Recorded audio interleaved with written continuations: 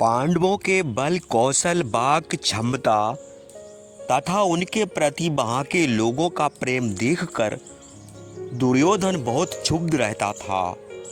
महाराज धृतराष्ट्र को मालूम था कि उनका पुत्र दुर्योधन अविवेकी तथा दुर्भावना से ग्रस्त है, परंतु नेत्रहीनता और पुत्र मोह के कारण वे सदैव दुर्योधन के पक्षधर बने रहते थे।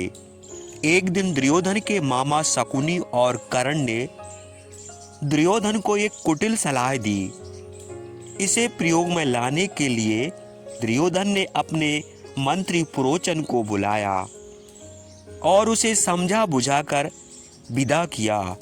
पुरोचन शीघ्र ही वारणावत नगर पहुंच गया। वहां उसने मोम, घी, तेल, लाख, चर्बी आदि अग्नि पकड़ने वाली वस्तुओं को मिलाकर एक अति सुंदर लाक्षागृह नामक महल बनवाया। इधर दुर्योधन अपने पिता धृतराष्ट्र को पांडवों के विरुद्ध भड़काने में लगा हुआ था। एक दिन युधिष्ठिर ने महाराज धृतराष्ट्र से कहा कि बहुत दिनों से प्राकृतिक सुंदरता देखने की इच्छा हो रही है। यह सुनकर धृतराष्ट्र की आंखों में चमक आ गई।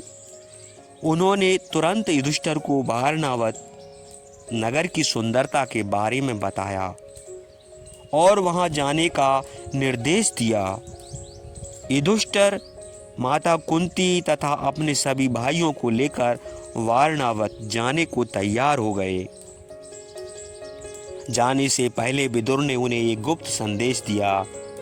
शीघ्र ही वे लोग वारणावत पहुंच गए। वहां के नागरिक उन्हें देखकर बहुत खुश हुए। पुरोचन ने पहले से तय लाक्षागृह में उनके ठहरने का प्रबंध किया। महल को ध्यान से देखने पर युधिष्ठिर विदुर का गुप्त संदेश समझ गए। यह भवन बड़ी आसानी से आग पकड़ सकता है। इस बारे में उन्होंने अपने सभी भाइयों को बताया। फिर विदुर के निर्देशानुसार वे एक सुरंग तैयार करने लगे। पुरोचन उपयुक्त समय की प्रतीक्षा कर रहा था।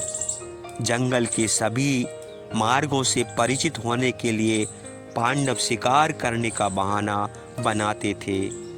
एक दिन कुंती ने नगरवासियों के लिए रात्रि भोज का आयोजन किया। जब सभी लोग चले गए तो एक विधवा अपने 5 पुत्रों सहित वहां आई। कुंती ने उन्हें प्यार से भोजन कराया। भोजन करके वे लोग उसी महल में सो गए। आधी रात को भीम ने महल में आग लगा दी और माता कुंती सहित सभी भाई सुरंग के रास्ते बाहर निकल गए। आग में जलने से विधवा, उसके 5 पुत्र तथा पुरोचन की मृत्यु हो गई।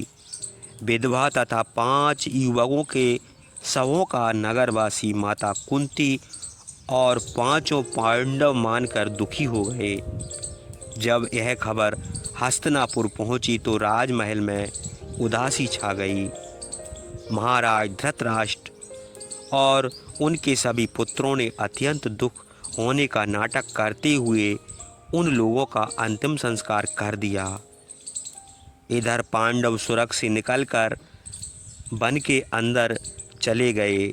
जब माता कुंती थकने लगी तो महाबली भीम ने उन्हें अपने कंधे पर बैठा लिया।